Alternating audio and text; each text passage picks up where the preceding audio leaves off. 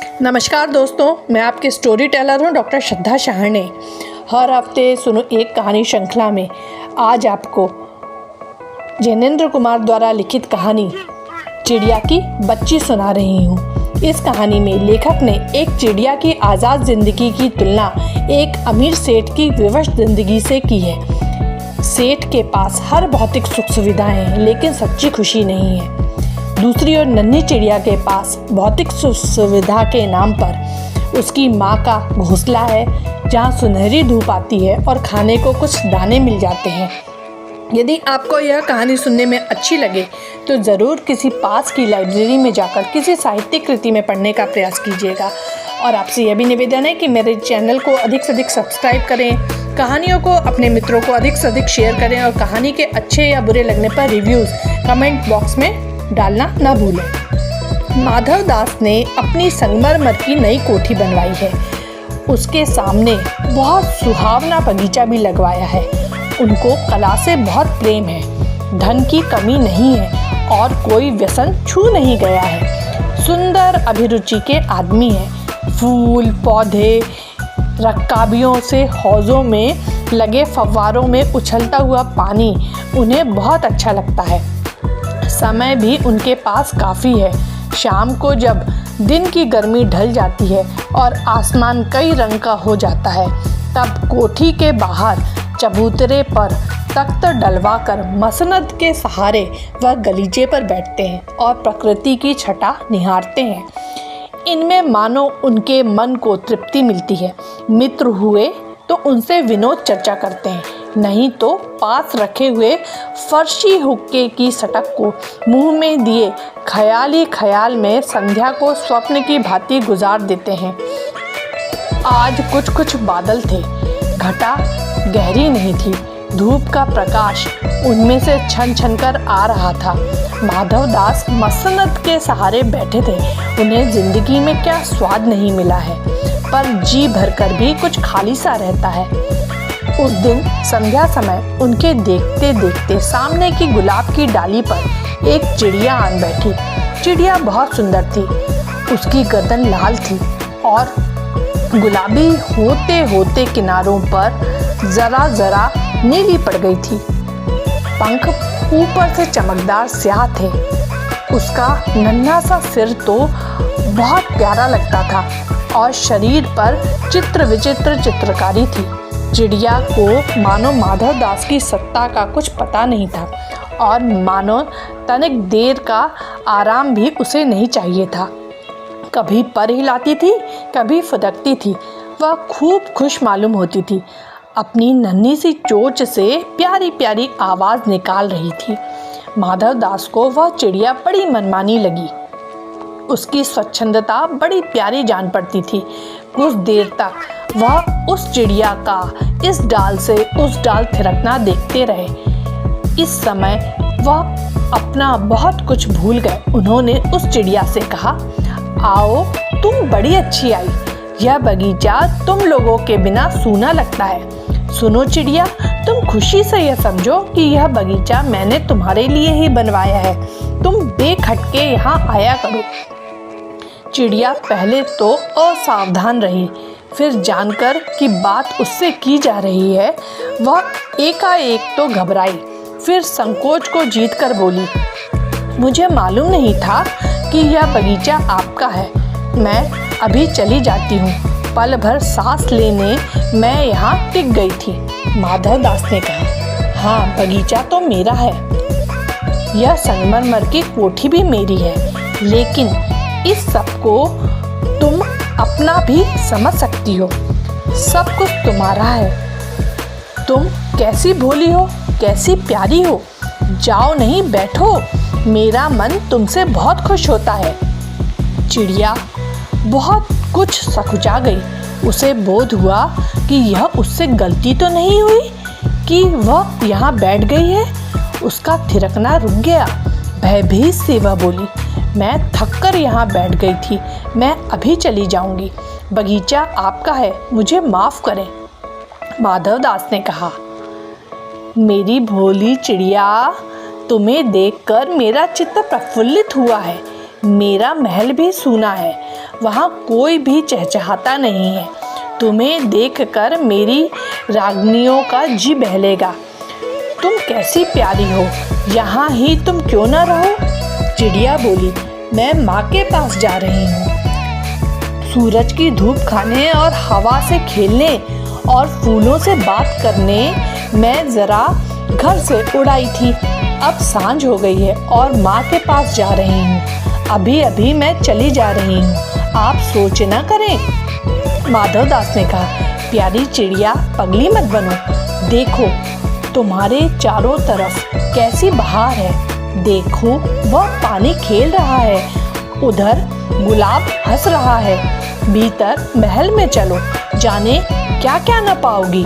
मेरा दिल वीरान है, वहाँ कब हंसी सुनने को मिलती है। मेरे पास बहुत सा सोना मोती है, सोने का एक बहुत सुंदर घर मैं तुम्हें बना दूंगा। मोतियों की झालर उसमें लटकेगी। तुम मुझे खुश रखना। और तुम्हें क्या चाहिए माँ के पास बताओ, क्या है? तुम यहाँ ही सुख से रहो, मेरी भोली गुड़िया। चिड़िया इन बातों से बहुत डर गई। वह बोली, मैं भटक कर तनिक आराम के लिए इस डाली पर रुक गई थी। अब भूल कर भी ऐसी गलती नहीं होगी। मैं अभी यहाँ से उड़ी जा रही हूँ। तुम्हारी बातें मेरी समझ में नहीं आती हैं। मेरी माँ के घोंसले के बाहर बहुतेरी सुनहरी धूप बिखरी रहती है।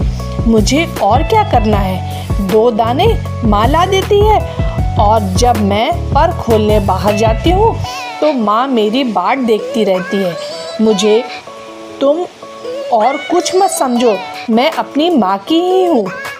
माधव दास ने कहा, भोली चिड़िया, तुम कहाँ रहती हो? तुम मुझे नहीं जानती हो? चिड़िया ने कहा, मैं माँ को जानती हूँ, भाई को जानती हूँ, सूरज को और उसकी धूप को जानती हूँ, घास, पानी और फूलों को जानती हूँ। महामान्य, तुम कौन हो? मैं तुम्हें नहीं जानती। माधव दास ने कहा, तुम भोली हो चिड़िया, तुमने मुझे नहीं जाना, तब तुमने कुछ नहीं जाना। मैं ही तो हूँ सेठ माधव दास। मेरे पास क्या नहीं है, जो मांगो मैं वही दे सकता हूँ। चिड़िया ने कहा, पर मेरी तो छोटी सी जात है, आपके पास सब कुछ है, तब मुझे जाने दीजिए। माधव दास ने कहा, चिड़िया, तू निरी अनजान है, मुझे खुश करेगी तो तुझे माला माल कर सकता हूँ। चिड़िया ने कहा, तुम सेठ हो, मैं नहीं जानती सेठ क्या होता है, पर सेठ कोई बड़ी बात होती होगी। मैं अनसमझ ठहरी। माँ मुझे बहुत प्यार करती है, वह मेरी राह देखती होगी। मैं माला माल होकर क्या होंगी मैं नहीं जानती। माला माल किसे कहते हैं? क्या मुझे वह तुम्हारा माला माल होना चाहिए? सेठ ने कहा, अरे चिड़िया, तुझे बुद्धि नहीं है, तू सोना नहीं जानती? सोना उसी की जगत को तृष्णा है। वह सोना मेरे पास ढेर का ढेर है। तेरा घर समूचा सोने का होगा। ऐसा पिंजरा बनवाऊंगा कि कहीं दुनिया में ना होगा, ऐसा कि तू देखती रह जाए। तू उसके भीतर थिरक फुदक कर मुझे खुश करेगा। तेरा भाग्य खुल जाएगा। तेरे पानी पीने की कटोरी भी सोने की होगी। चिड़िया ने कहा, वह सोना क्या चीज होती है? सेठ ने कहा, तू क्या जानेगी, तू चिड़िया जो है। सोने का मूल्य सीखने के लिए तुझे बहुत सीखना है। बस यह जान ले कि सेठ माधव दास तुझसे बात कर रहा है। जिससे मैं बात तक कर लेता हूँ उसकी किस्मत खुल जाती है। तू अभी जग का हाल नहीं जानती। मेरी कोठियों पर कोठियाँ हैं, बगीचों पर बगीचे हैं, दास दासियों की संख्या नहीं है, पर तुझसे मेरा चित्त प्रसन्न हुआ है। ऐसा वरदान कब किसी को मिलता है? अरे चिड़िया, तू इस बात को समझती क्यों नहीं? चिड़िया ने कहा, सेठ, मैं नादान हूँ, मैं कुछ समझती नहीं, पर मुझे देर हो रही है। माँ मेरी बाट देखती होगी। सेठ ने कहा, ठहर ठहर, इस अपने पास के फूल को तूने देखा? यह एक है, ऐसे अनगिनत फूल हैं, ऐसे अनगिनत फूल मेरे बगीचों में हैं।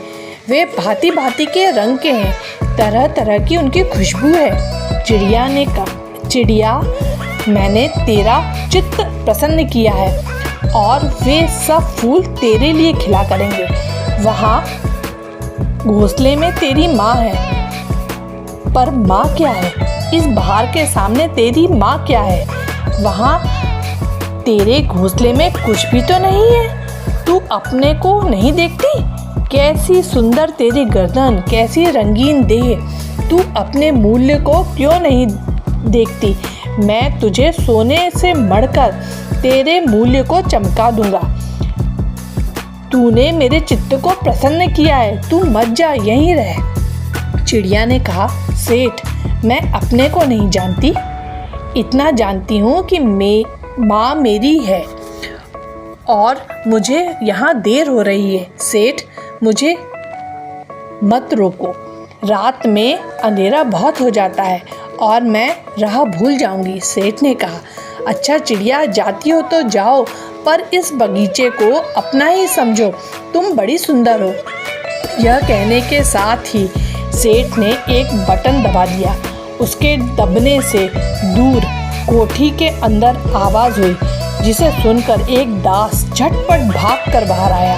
यह सब क्षण भर में हो गया और चिड़िया कुछ भी नहीं समझी। सेठ कहते रहे, तुम अभी माँ के पास जाओ, माँ बाट देखती होगी, पर कल आओगी ना? कल आना, परसों आना, रोज आना। यह कहते कहते दास को सेठ ने इशारा कर दिया और वह चिड़िया को पकड़ने के जतन में चला। सेठ कहते रहे, सच तुम बड़ी सुंदर लगती हो। तुम्हारे भाई बहन है? कितने भाई बहन है? चिड़िया ने कहा, 2 बहन 1 भाई, पर मुझे देर हो रही है। हाँ हाँ जाना, अभी तो उजेला है। 2 बहन 1 भाई, बड़ी अच्छी बात है। पर चिड़िया के मन के भीतर जाने क्यों चैन नहीं था। वह चौकन्नी हो कर चारों ओर देखती थी। उसने कहा, सेठ, मुझे देर हो रही है। सेठ ने कहा, देर? अभी कहाँ, अभी उजेला है। मेरी प्यारी चिड़िया, तुम अपने घर का इतना और हाल सुनाओ, भय मत करो। चिड़िया ने कहा, सेठ, मुझे डर लगता है, माँ मेरी दूर है, रात हो जाएगी तो राह नहीं सूझेगी। इतने में चिड़िया को बोध हुआ कि जैसे एक कठोर स्पर्श उसके देह को छू गया। वह चीख देकर चिचियाई और एकदम उड़ी। नौकर के फैले हुए पंजे में वह आकर भी नहीं आ सकी। तब वह उड़ती हुई एक सांस में माँ के पास गई और माँ की गोद में गिरकर सुबकने लगी। ओ माँ, ओ माँ! चिड़िया की बच्ची। माँ ने बच्ची को छाती से चिपटा कर पूछा, क्या है मेरी बच्ची, क्या है? पर बच्ची काँप काँप कर माँ की छाती से और चिपक गई और बोली, कुछ नहीं, बस सुबकती रही। ओ माँ, ओ माँ! बड़ी देर में उसे ढाढ़स बंधा और तब वह पलक मीच उस छाती में ही चिपक कर सोई, जैसे अब पलक न खोलेगी। यदि आपको यह कहानी सुनने में अच्छी लगी हो तो इसे ज़रूर अपने मित्रों को शेयर कीजिए। धन्यवाद।